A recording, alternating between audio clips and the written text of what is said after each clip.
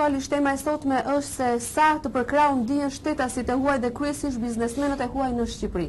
Dhe konkretisht do të specifikojmë me një rast, pra me një shtetas italian, biznesmen italian i cili ka ngritur aktivitetin këtu në Fier, në qarkun e Fier dhe kryesisht në Lushnjë, do të thonë në kolonjë të Lushnjës, duke ngritur një biznes të veti, një lokal luksoz.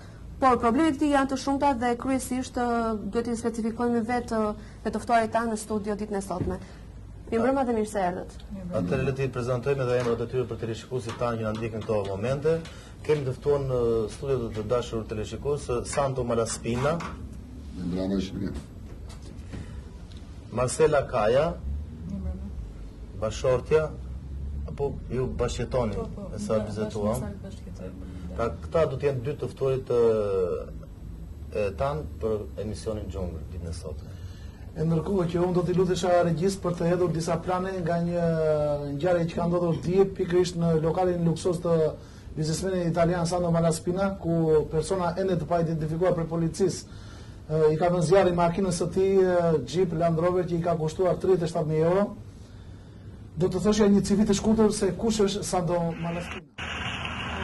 Ka lindur në fshatin Montebello Ionico në jug të Italisë, ka vazhduar aktivitetin e tij në Milano, pasi ka konvertuar bizneset e tij që ka patur në Itali në vlerë monetare, është kthyer në Shqipëri.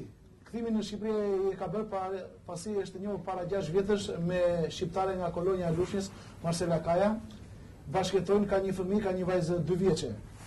Ka hequr shumë peripeci për ndërtimin e lokalit luksoz që ka tek kthesa e Bubullimës, pasi ka marrë lejen konform ligjeve të shtetit shqiptar dhe filloi ndërtimet, pati pengesa, sorollatje, arriti dhe zhvilloi një protestë, një grevurie për 7 ditë, megjithëse pasi i zgjidhi këto filluan të ecin punët mirë, pikërisht kur ai hapi lokalet dhe të fillonte aktivitetin e tij.